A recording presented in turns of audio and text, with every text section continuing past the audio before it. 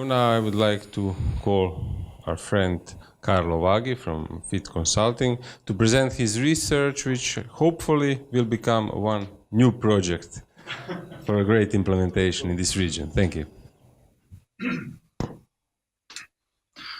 Thank you, Rajan. It's a real pleasure to meet all of you. Thanks to Stane for having introduced us.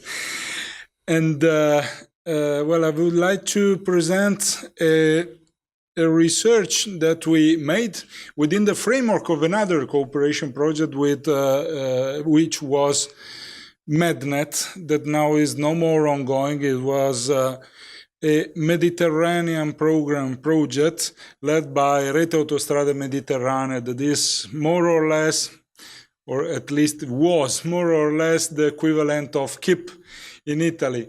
Now it has a slightly different spectrum within the Italian ministry. The goal was to establish and operate a network of port authorities exchanging experience on issues regarding ICT in ports, regarding formalities and the simplification of administrative procedures in ports. That's why RAM issued a pilot action which concerned the analysis of the famous or famed Directive 2010/65 EU, which all of you, if you are facing part of a port, know.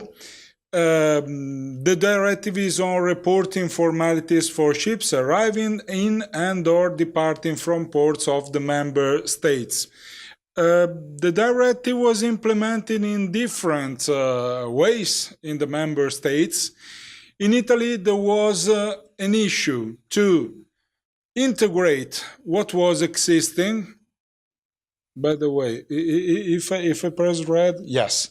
What was existing as good practices, Logis in Venice and Gaia in Bari, with the national Port Management Information System that is managed by the Italian Coast Guard, to issue the national single window as requested by the directive. Just a reminder of what Directive 2010/65 is about. Reporting formalities means all documents or formalities that are requested to reporting parties, master of the vessel, shipping companies, etc., requested by data receivers, which are port authorities, custom, other administration like Coast Guards,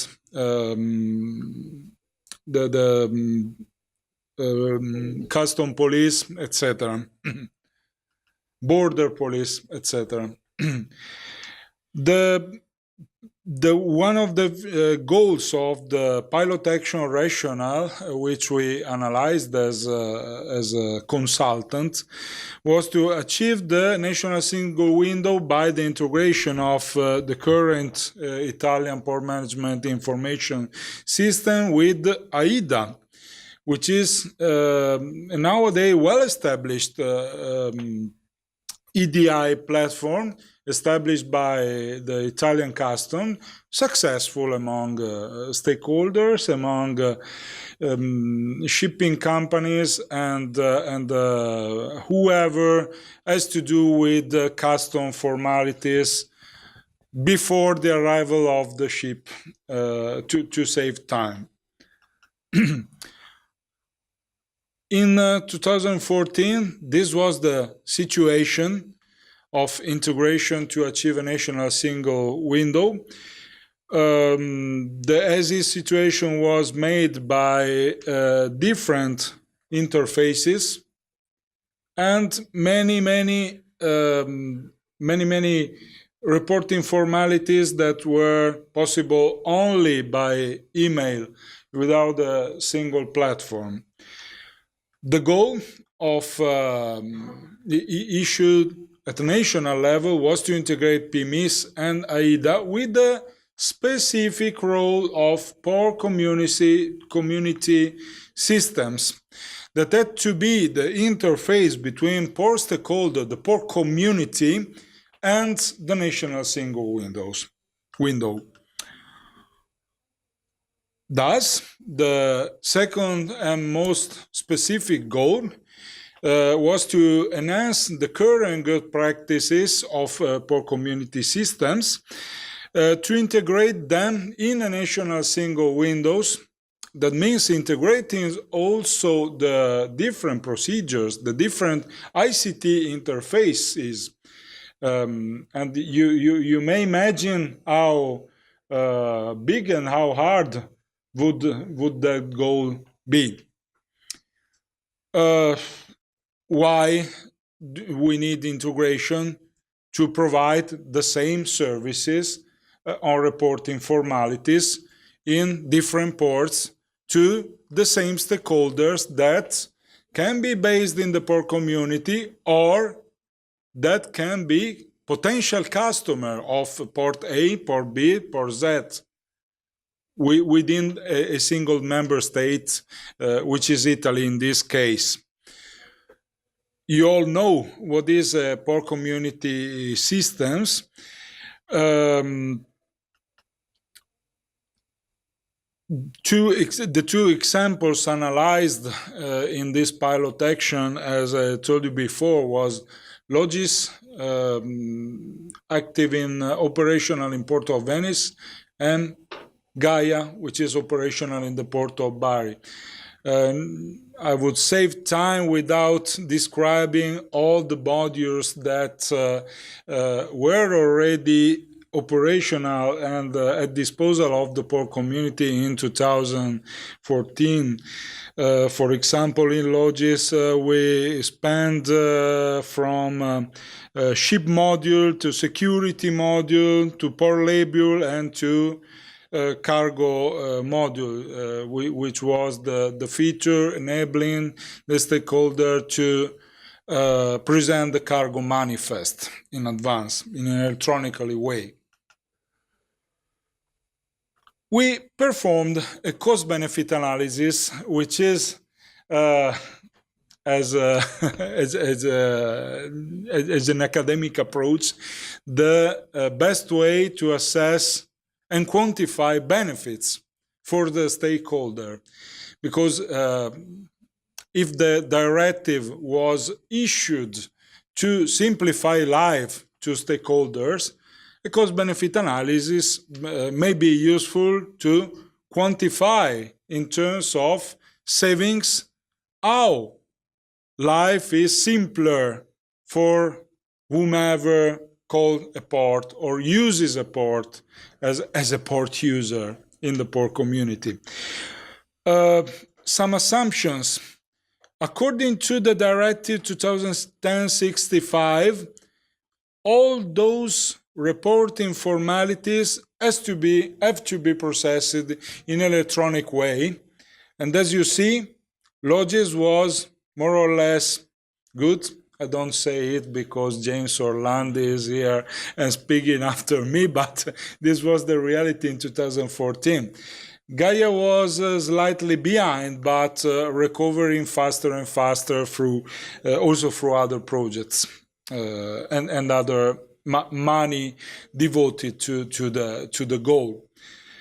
Some assumption, investment costs, of course, were assumed because the integration of different softwares, hardwares, etc. cost money, that ports are not always ready to provide, even if a national decree or a directive says so.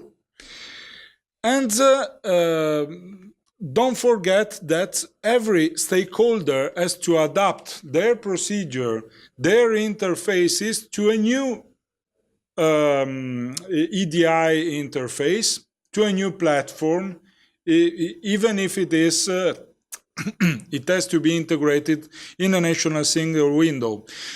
The task is hard and has an impact on the poor community and on the society, let me say, on the business society, let me say, because the poor community can be larger and larger. Poor community in 2015 was made of 53 registered stakeholders in Bari and more than 200 stakeholders in Venice. So a huge amount of people having to spend money to adapt their interface to the new single window. On the other side, benefits are there in terms of increased speed, in timely reporting formalities, reduced administrative costs, reduced average time to submit reporting formalities, reduced the related cost, improved time release of custom declaration, etc. Let me speak as a former professor, not as a professor like Stane, but I was it. There is a significant difference between time-related costs and time costs, and a cost-benefit analysis and every impact assessment has to take them into account, take this difference into account. Time-related costs are costs proportional to the work spent. If I work more on a single procedure, my boss spends more for me to work. But in the logistic chain, if my goods stays there at the storage areas of ports or in a truck waiting for being embarked on a ship, the time flow generates time costs. And this component is sometimes neglected in measuring impact. That's why a decrease of dwell time of 1 day, for example, can generate a huge saving of time costs, beside the time-related cost due to personnel working on the ship. I would not exploit more time to describe the process of CBA, but I would be very happy to suggest you some papers that were published on the topic, besides reports on MedNet website. That is, by the way, dedicated to the never forget Professor Dimitrios Tsamboulas. It's always deserved a surfing on it. Well, you can see that. You can see how big would be savings in terms of hours. Only in 2 ports surveyed. And you can imagine how big would be the saving if a national single window would be applied in every port in a member state. You can also see that benefits are overwhelming investment and operational costs by a very high internal rates of return. Conclusions are that national single window, EDI, and a standardized port community system is a very good topic to be developed, despite the initial big investment costs. Among the procedures that are automatized, the pre-clearing seems to be the one having the most relevant impact in terms of time saving and cost savings. Further CBA investigation would be nice to assess the environmental effects connected to time saving and to the automatization of reporting formalities. They were not calculated in this exercise because we cannot say how pollutant will be ships in the future.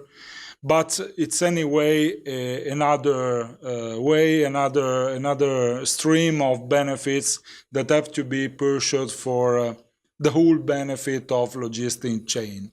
Thank you.